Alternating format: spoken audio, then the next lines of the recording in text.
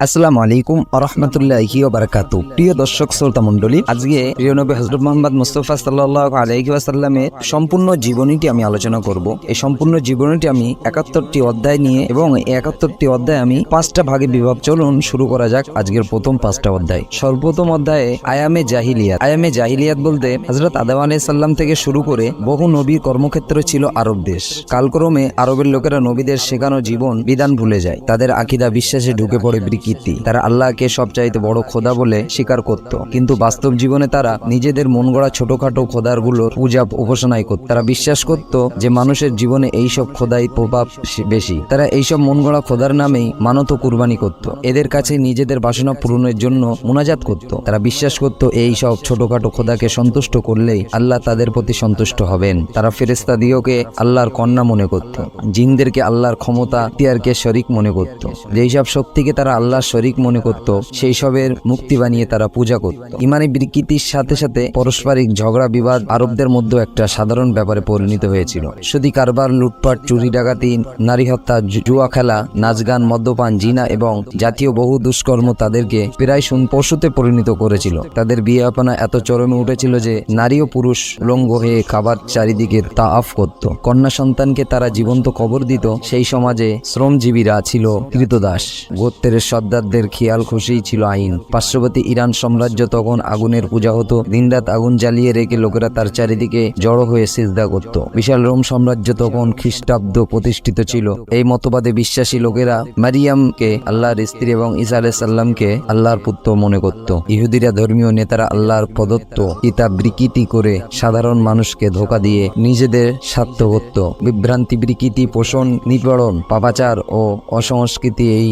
যুগকে বলা হয় আয়ামে জাহিলিয়াত। হযরত মুহাম্মদ সাল্লাল্লাহু আলাইহি ওয়াসাল্লাম দুনিয়ায় এলেন। আরব, পারস্য, মিশর, ভারত, গ্রিস, রোম প্রভৃতি রাষ্ট্রগুলির অবস্থা ছিল অতি শোচনীয়। আরবের নৈতিক জীবন ছিল আরো বিপজ্জল। শিশুবধ, নারী নির্যাতন, সতীদাহ ও ব্যভিচার প্রকৃতি তাদের চোখে পাপ বলে মনে হতো না। তাদের অনেকেই অন্ধ অভ্যাস জীবনযাপন করত। শিক্ষা, দীক্ষা ও জ্ঞান চর্চার কোনো ধার ধারত না। দস্যু ব্যক্তি ও লুণ্ঠন ছিল তাদের জীবিকা নির্বাহের প্রধান সম্বল। ধর্ম বলতে ছিল তাদের কতগুলো মাটি ও পাথরের মুক্তি। জুয়া খেলা, মদ্যপান কার্যে লিপ্ত হতে একটুও দ্বিধাবোধ করত না। নারী সমাজের অবস্থা ছিল খুবই করুণ। পুরুষের ভোগবিলাসের সামগ্রী ছাড়া আর কিছুই নয়। নানা রকম অবৈধ অত্যাচার চলত তাদের উপর। তাদের কোনো স্বাধীন সততাই ছিল না। সমগ্র বিশ্ব, বিশেষ করে আরবে যখন এমন শোচনীয় অবস্থা, তখনই সমগ্র বিশ্ব আলো করে মক্কা নগরীতে 570 খ্রিস্টাব্দে 12ই রবিউল আউয়ালের মাস রোজ সোমবার সুবহে সাদিকের সময় দুনিয়ায় শান্তিদাতা, মানুষের মুক্তিদাতা এবং আখেরে নবী সাদ্দার দো আলম হযরত মুহাম্মদ মুস্তাফা, সকলে বলি সাল্লাল্লাহু আলাইহি ওয়াসাল্লাম দুনিয়াতে এলেন।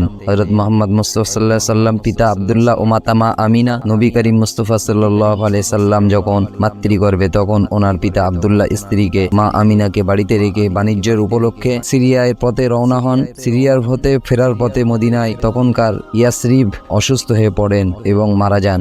সেখানে ওনাকে সমাধি করা হয়। হযরত মুহাম্মদ মুস্তাফা সাল্লাল্লাহু আলাইহি ওয়াসাল্লামের জন্মসনে আব্রাহার অভিযান। ইয়ামিনের খ্রিস্টাব্দ বাদশাহ আব্রাহা রাজধানী সানা শহরে একটি বিরাট গির্জা নির্মাণ করেন। অতঃপর সে আরবদের হজ অনুষ্ঠান কাবা সেই এই গির্জায় স্থানান্তর করার সিদ্ধান্ত নেয়। এই উদ্দেশ্য সে কাবা ধ্বংস করার জন্য 60,000 সৈন্য নিয়ে মক্কার দিকে অগ্রসর হয়। তারা বাহিনীতে বেশ কিছু হাতিও ছিল। এটা ছিল 571 খ্রিস্টাব্দের ঘটনা। কাবার মুতাওয়াল্লি আব্দুল মুতালিব নামের স্থানে আব্রাহার সঙ্গে সাক্ষাৎ করেন। তাকে ধনসম্পদ নিয়ে দেশে ফিরে যাওয়ার অনুরোধ জানান। আব্রাহা কাবা ধ্বংস করার সিদ্ধান্ত ব্যক্ত করে আব্দুল মুতালিব কুরাইশদেরকে পাহাড়ি অঞ্চলে চলে যান। আব্রাহা অগ্রসর হলো মক্কার দিকে। মিনা ও মুজদালিফার মধ্যবিত্ত মুহাসসির নামক স্থানে তারা বাহিনী পৌঁছালে ঝাঁকে ঝাঁকে পাখি এসে তাদের উপর বৃষ্টির মতো পাথর খণ্ড ফেলতে লাগলো এবং তিনি তাদের উপর পাথর খণ্ড নিক্ষেপ করেছিল। ফলে তাদের অবস্থা হলো চিবানো ভুসির মতো। সূরা আল ফিল 3-4-5 আয়াত। হযরত মুহাম্মদ মুস্তাফা সাল্লাল্লাহু আলাইহি সাল্লাম বাল্য জীবন। সুয়াইবা নামক এক মহিলা শিশু হযরত মুহাম্মদ মুস্তাফা সাল্লাল্লাহু আলাইহি সাল্লামের প্রথম দুধমা ছিলেন। পরে হালিমাতুস সাদিয়া শিশু মুহাম্মদ সাল্লাল্লাহু আলাইহি সাল্লামকে নিয়ে এলেন চিরস্বাধীন মরু বেদুইনের মাঝে। 6 বছরের বয়সে হযরত মুহাম্মদ মুস্তাফা সাল্লাল্লাহু আলাইহি সাল্লাম ফিরে এলেন তার আম্মার কাছে। আম্মা তাকে নিয়ে ইয়াসরিবে যান। স্বামীর কবর দেখা ও আত্মীয় বাড়িতে প্রায় মাস খানেক থাকার পর মা আমিনা পুত্রকে নিয়ে মক্কার দিকে রওনা হন। আবওয়া নামক স্থানে মা আমিনা মৃত্যুবরণ করেন। দাসী উম্মু আইমান হযরত মুহাম্মদ সাল্লাল্লাহু আলাইহি সাল্লামকে মক্কায় নিয়ে আসেন। দাদা আব্দুল মুত্তালিব স্নেহ সাহায় শিশু মুহাম্মদ মুহাম্মদ সাল্লাল্লাহু আলাইহি ওয়াসাল্লাম পালিত হতে থাকেন। হযরত মুহাম্মদ মুস্তাফা সাল্লাল্লাহু আলাইহি ওয়াসাল্লামের বয়স যখন 8 তখন দাদা আব্দুল মুত্তালিবও মারা যান। এবার চাচা আবু তালিব হযরত মুহাম্মদ মুস্তাফা সাল্লাল্লাহু আলাইহি ওয়াসাল্লামের লালন পালনের দায়িত্ব গ্রহণ করেন। এই সময় আজাদ উপত্যকায় মুক্ত আকাশের নিচে হযরত মুহাম্মদ মুস্তাফা সাল্লাল্লাহু আলাইহি ওয়াসাল্লামের মেষ চড়াতেন। 12 বছর বয়স হযরত মুহাম্মদ সাল্লাল্লাহু আলাইহি ওয়াসাল্লাম চাচা আবু তালিবের সঙ্গে সিরিয়া সফর করেন।